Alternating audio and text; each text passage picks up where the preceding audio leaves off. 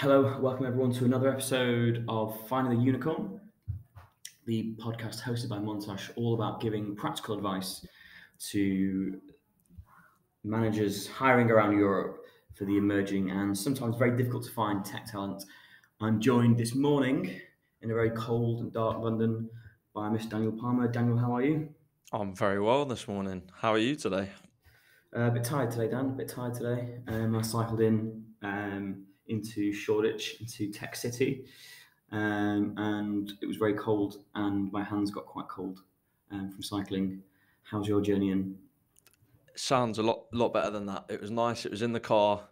It was warm, but it was foggy. And you've dragged me in to do the podcast nice and early. So yeah, I let's think, get it's a, cracking. I think it's a great start to the day. Great start to the day as always.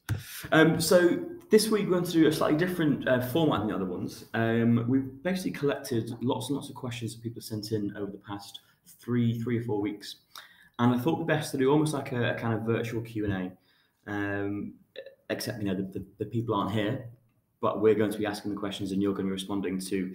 It looks like some clear themes. And these are the kind of questions that people have been sending in that we haven't managed to answer. So how's that sound to you, Dan?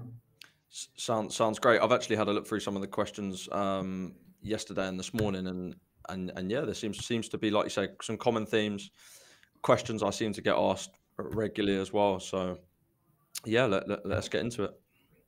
Great, that sounds good. Okay, so let's start off with a nice and easy one. And I'm not sure who these people are, they haven't put their names, so I'll just ask them. So, how do you find that candidates prefer working right now? So again, we're looking at this post-COVID world, and between on-site, remote, and a hybrid model, what are you seeing are the preferences for candidates now? Yeah, I mean, look, as a whole, as a sweeping brush across the market, the vast majority are still looking for that 95+% remote working, in my opinion. And from what we're seeing from the market, the types of conversations I'm having with tech leaders across Europe, the majority of candidates and managers still want to be working remotely. I read an article the other day though that said from 2022, the expectation that this was for Germany, that 77% of the workforce will go back to some form of hybrid model, um, which will be interesting to see if that comes to fruition. I speak to many candidates that are missing that level of interaction in the office, but I think generally as a preferred, the being at home seems to have struck a chord with everyone. And do you reckon that's all roles? So I know that you're hiring for lots of different roles, and obviously your colleagues will. Is that the same for all roles, or are some roles more prone to wanting to work remotely, or more wanting to be in the office, especially the roles that I guess are more collaborative? Um, I know you work in DevOps. Is that? Do you think that there's more tendency to want to come back into the office, or people still have they developed a new way of working remotely now? You're right. So there is definitely a mindset difference across different roles, across different positions, particularly as you mentioned, some of the DevOps positions, some of the development based software development, or data engineering, or anything that can be done remotely. For the most part, people are enjoying doing those roles remotely. However, there is definitely benefits to having people in the office, right? I think managers now are seeing that travel's opening up across Europe. In the last 2 or 3 weeks, I've noticed a real difference with my clients messaging me and saying, "Look, when can we get the team together? How are we going to get the team together over the next few months? Can you coordinate this meeting and make sure that as a team we can start to have those engagements, whether it be a workshop, whether it be just even a social, right? The tech teams that have been built on a as a result of the last 18 months, that are made up of contractors, externals, freelancers. So some of these guys and girls have never met each other, right? Which is a new thing for everyone. Yeah, sure. And have you seen any good examples of companies who've got a kind of more creative way to hybrid working, or I guess a lot of things which companies are asking are what are our competitors doing? What are other companies doing? Anything you've seen which you thought works quite well? Yeah, well, one thing I really like and candidates seem to find really attractive is the work when you. Now I'm going to call it work when you want, I was going to but say. yeah, it sounds great, right? But what I mean on that is that the work is more based off of output. So the companies now are offering, so you're not bolted to even you're working from a home desk from 9 till 5, but if you want to get up at 7 a.m. And put a few hours in, then you have to take the kids to school. Then you have to put some more hours in. As long as those outputs remain the same for the project that you're assigned to, or the product build, or whatever it may be, that seems to be the most attractive way to work at the moment. Now, obviously, there's stand-ups or particular meetings that everybody needs to be present in. But for the most part, if you can design a working system where it's built on trust, maturity, and outputs, as opposed to a core hours model that we were used to seeing pre-COVID, people seem to love that at the moment. Yeah. Okay. Another question on the same sort of the same sort of topic, which is looking at the market and seeing what other companies are doing. In terms of progression, we speak quite a lot about, in particular, contractors. Maybe they're not looking for that kind of traditional progression as you would expect from a permanent hire. Um, what? And again, we're in this hyper competitive market, right, where there's really isn't a lot of candidates. So the question is what kind of progression are other companies offering? And I guess just to dive deeper a little bit into that, how are they making their offers more competitive, more lucrative, more exciting than other companies?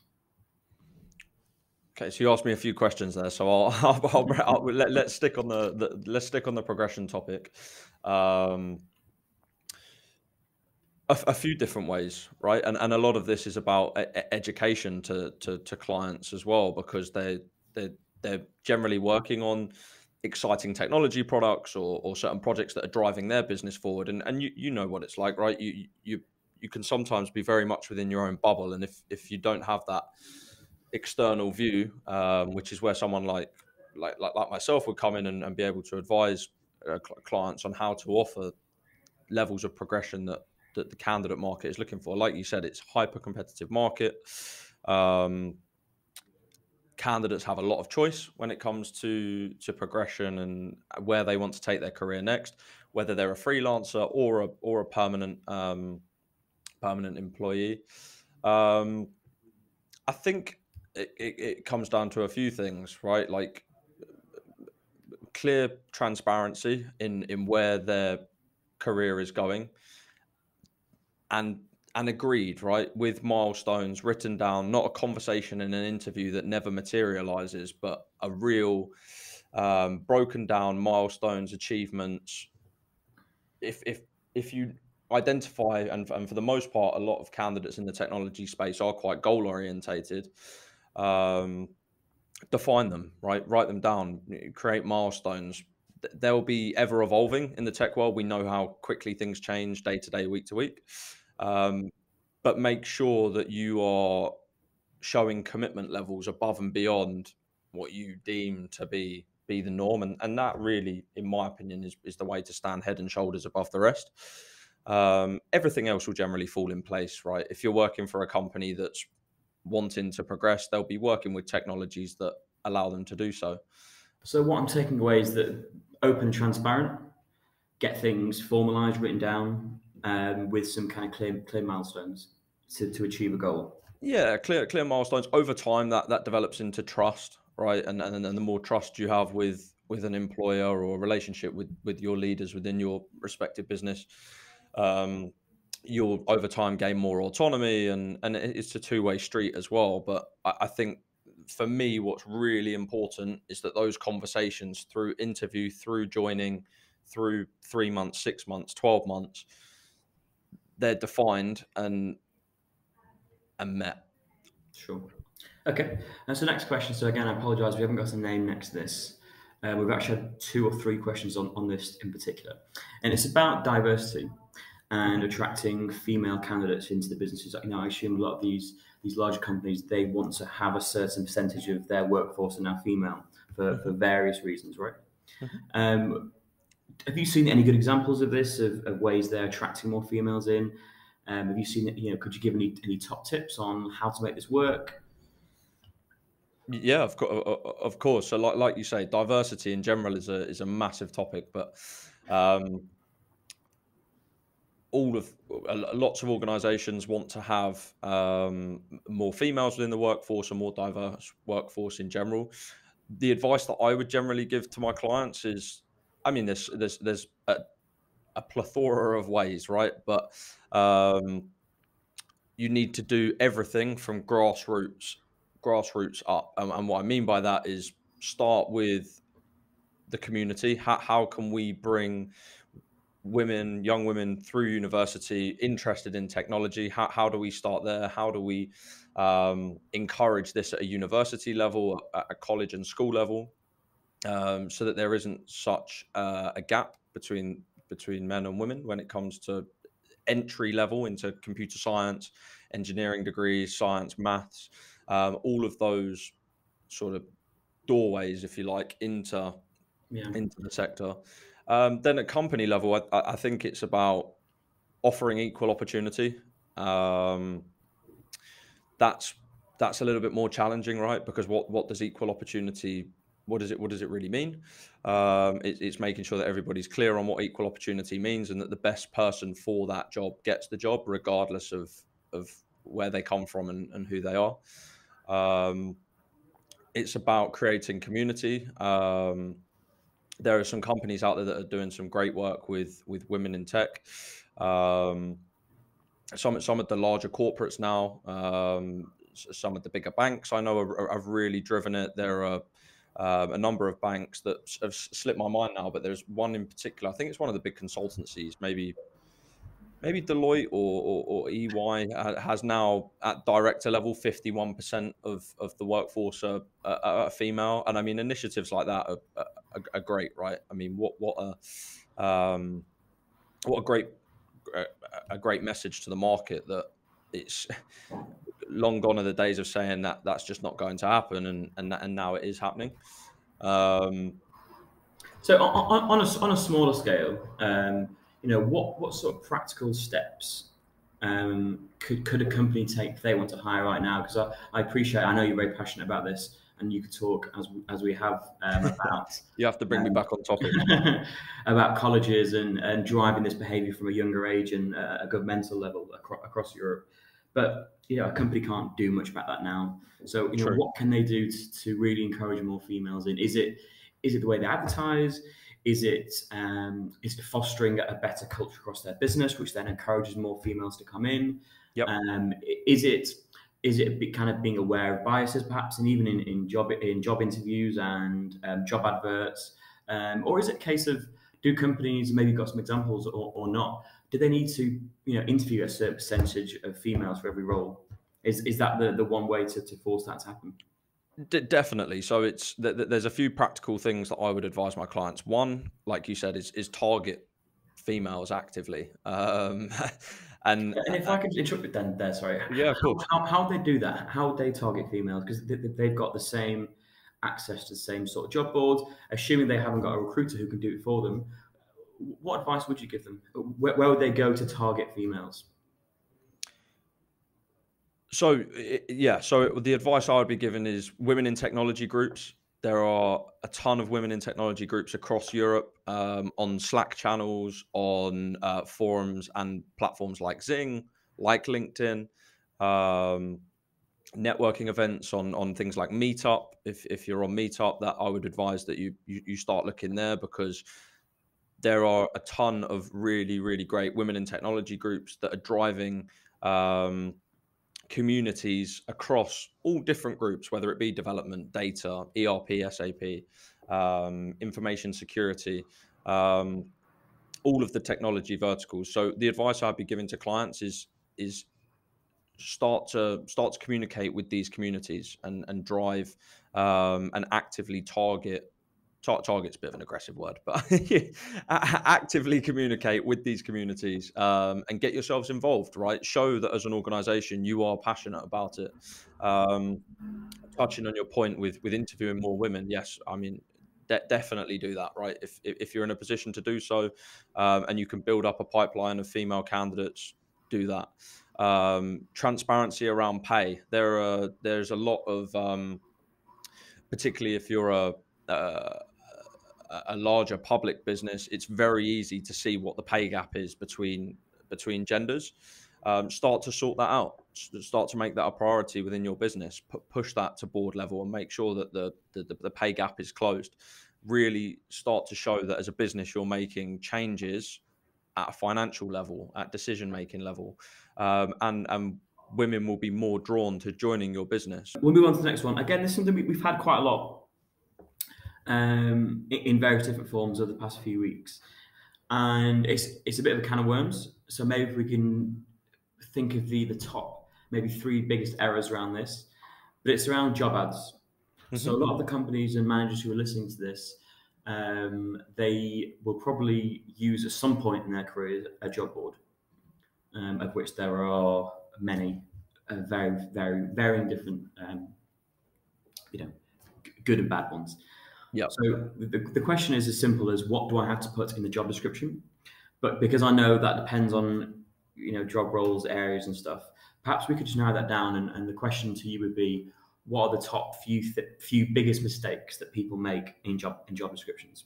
Because it's a bit of an art, isn't it? And it's a bit of science to a good job description. Biggest mistakes. Okay. Making a job advert generic. And what I mean by that is just a copy and paste job from previous adverts. No real effort being drawn towards which particular team that individual would be sat in, or the product or project they would be working on. Now, I appreciate some of that has to stay confidential, but the more you can show, the more you can give away to your audience, to your prospective candidates as a client, the more attractive you will be as a business. Frustrations I see time and time again from candidates is, why is this so generic? Why does this look the same as every other job advert? Why is there no details around the project? So give the information away that you can, right? That's how you're going to gain the competitive edge. And this is a really simple step. If you can display what you're doing as a business within reason, then do it. Another common mistake is, and I think we touched on this on another podcast, but I'm a little bit on the fence with this one. I'm sort of unsure on where I stand on it, but that's showing the salary or showing a rate on an advert. So clients will always ask, shall I put the salary on the advert? And I think when it comes to permanent recruitment, for the most part, I would say yes. I think my advice now would be put the salary banding at least on the advert. You'll save yourself a lot of time as a client. Time is the most valuable asset. So that would be my advice. Is there a certain format to a job ad? So should it go in a certain style? Is the information which needs to go first, second, third, caps, no caps, bold, underlined, italics, all this pictures, sort of stuff, right? GIFs. Yeah, exactly. Yeah. Is there a certain format you stick to? I mean, look, but yeah, I mean, for the most part, try and do a short company blurb at the top, short 4 or 5 lines, if that. A short description on the role. Like I say, this is the time where, like I've just mentioned, highlight what you can that's very specific to the team or department or project, or what this person's journey will entail. In another short blurb, again, 3, 4 lines, doesn't need to be war and peace, but something that's going to get them being the candidates interested. And then I would go into the breakdown of skills required and what the role would entail in bullet point format, nice and neat. Again, nothing um, overly wordy, but nice and succinct and descript, as direct and to the point as you can be. And then some contact details at the bottom would be helpful. Cool. Sounds good. Okay. Again, lots of questions on this one.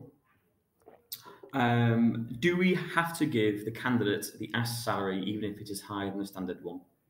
I guess it's very, very topical right now, given the significant wage inflation that we're seeing across Europe. Great question. So ultimately, that's their decision, right? But yeah, in this market, right, it comes back to we are in a hyper competitive market. We have been for the last 2-3 years now. I don't see it slowing down.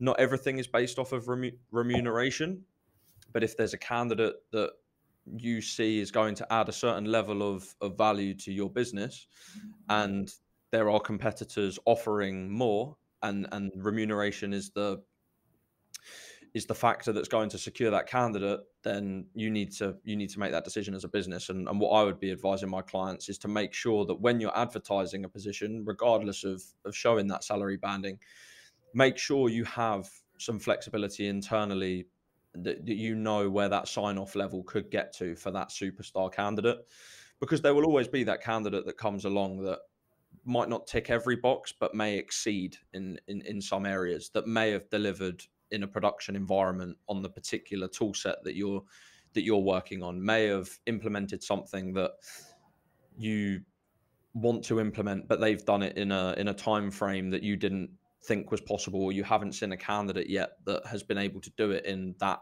given time frame, and they can back that up. It all comes down to business value, right? And if they could demonstrate that, I think go for it. And the question was if the rates or the salary is higher than the standard, inverted commas. Now, obviously, we're all very much aware of the upward pressure on rates and salaries right now, and the inflation. How would I, as a manager, know what the market rate is? Because you can't go into Google and type what is the market rate for a DevOps engineer or cloud engineer right now, can you? How would you understand that?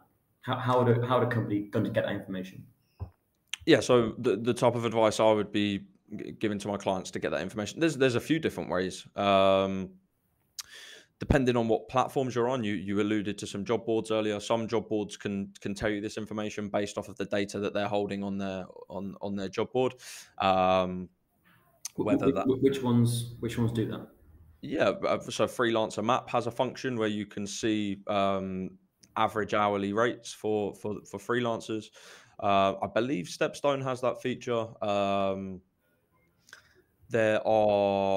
You could speak to your internal TA team, so your talent acquisition teams internally, to ask them what type of data they're collecting on market rates. That they should really be tracking data over periods of time to see the percentage, like you say, that wage inflation over time. That should be tracked internally. If you're not doing that as a client at the moment, you really need to be doing that to see the trends in the market over a given period of time, so that as a business you can make informed decisions. They would be my two go-tos. I guess they could always speak to their recruitment consultant. You can always speak to their recruitment consultant. Sorry, I thought you said without using recruitment consultants, but yeah, of course, that would be the most optimal one, right? That would be my number one every time. Speak to an expert recruitment consultant that knows what they're doing, that works in a niche field, that speaks to the same types of individuals day in, day out, that really knows their market. Sure. Speak to that. A follow-up question to that from someone, from a Catty, I've got this person's name. In terms of salary expectations and rate expectations, are they increasing quicker in a particular seniority level? So is it junior, is it that kind of mid-level, or is it senior? Where are you seeing the biggest jump so far? That's a great question. Yeah, I mean, look, it's close to being equal. I think that step between that jump between 2, 3 up to 5 years is quite a significant jump we're seeing. And also consultants, contractors that work on, like I say, a particular product or a particular project within a niche, that adds value to their daily or hourly rate, that's where we see the big jump. So that's not so much years apparent, or um, like you can't really base that always on time. You could be a consultant that has 15 years experience in one particular technology, and then you work on um, a particular technology in a certain production environment, and that boosts your value on the market by 20-30%. So it's dependent, but that jump from junior, so the area in your career where you're taking a fair amount of direction and moving from that direction into a more independent level, I'd say is where the biggest jump occurs. Okay, it's very interesting. And another question on the same sort of topic is why are candidates rejecting offers and what sort of reasons they're giving for rejecting them? Because I think the whole of the tech industry is seeing that candidates now have a lot more power, are choosing more, more diligently. What are the reasons they are rejecting those offers? There's a few reasons, handful of reasons really. Options. It's the beauty of having lots and lots of choice. Um, as you said, there's tens of vacancies for every single tech individual out there at the moment. So choice is number one. Remuneration is number two. Um, a, a variety of benefits and creative packages are on offer for the right people. That's why people are rejecting offers. Um, Speed of interview process, as a client, if you're not quick enough with your interview process, and it's not just about speed, right? I think it's easy as a recruitment consultant to bang on about speed and um, process lengths, and all those things are very, very important. But I would also advise clients, I bring it back again to communication. Just communicate with your candidates properly. If you say you're going to do something, do it, and maintain that level of communication throughout any process, and carry that through employment. That doesn't stop after you employ someone. Make sure that the communication levels stay consistent throughout the So, organization. so regarding communication levels, how many times, or how often should a client, sorry, be in touch with a candidate during that recruitment process? Is it only on, here's your interview, see you then, or should there be communication in between those steps? How should that candidate be managed through that process in terms of communication? Good question. So, yeah, well, look, it depends on how long the gaps are between each stage.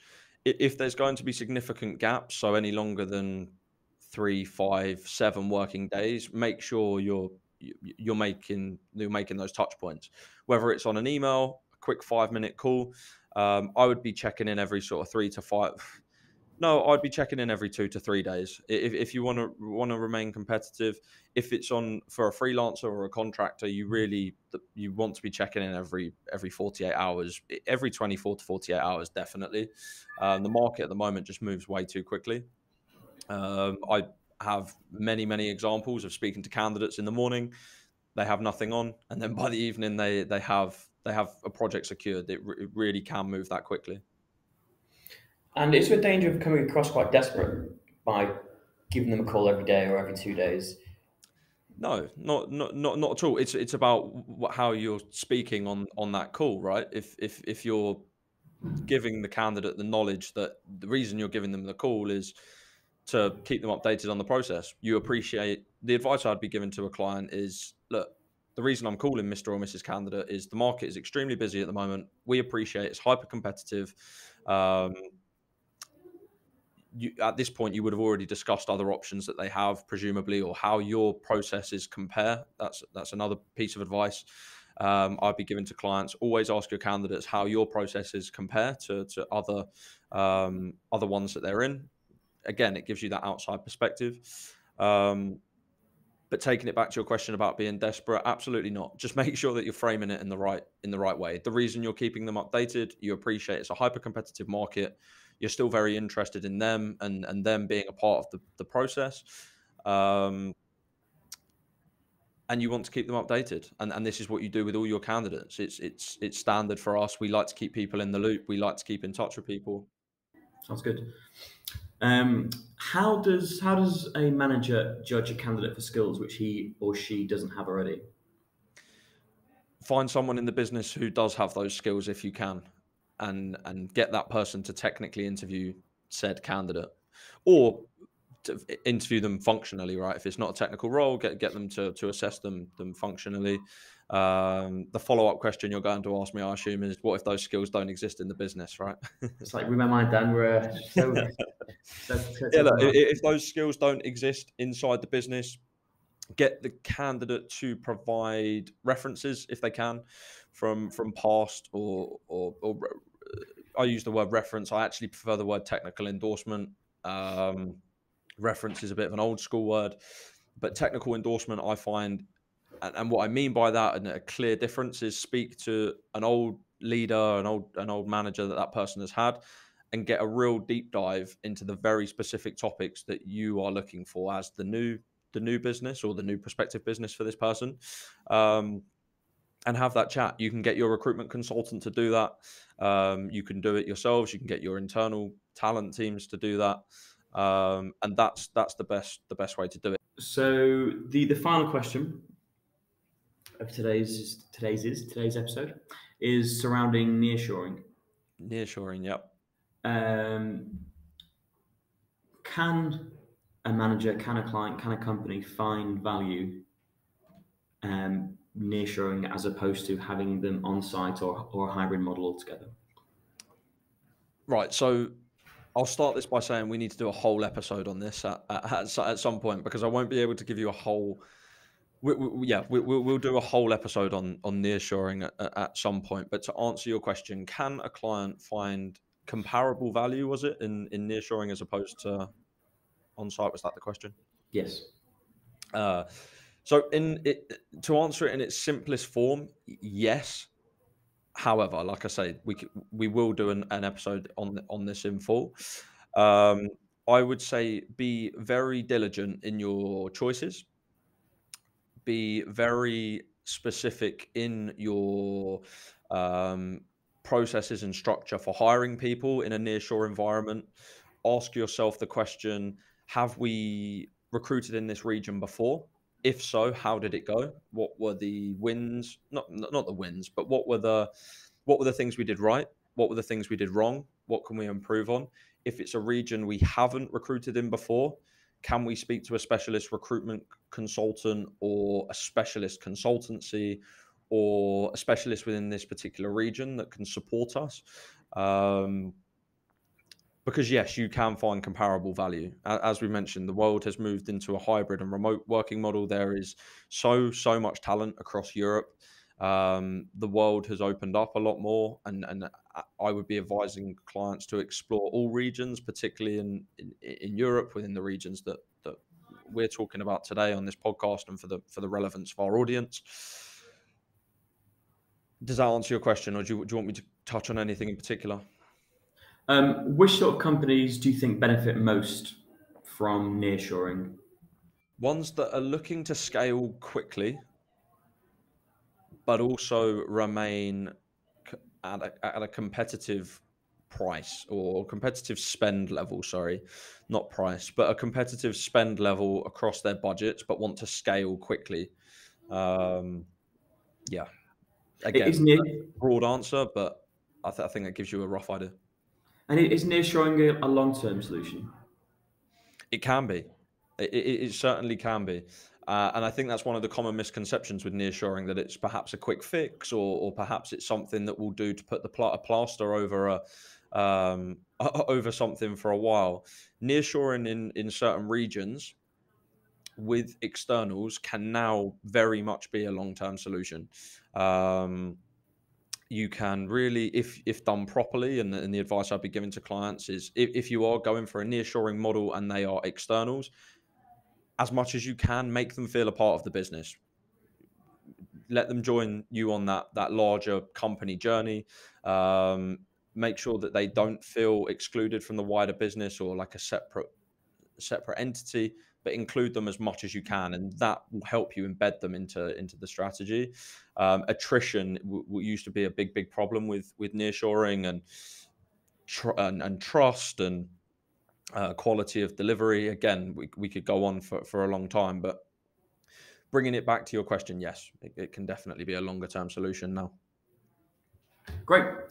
Okay, Dan, well, thank you again for your time. I hope the listeners listening at home have found this stuff enjoyable. And please do keep sending in your questions, which we can answer in future episodes. Thanks, and we will see you again next week.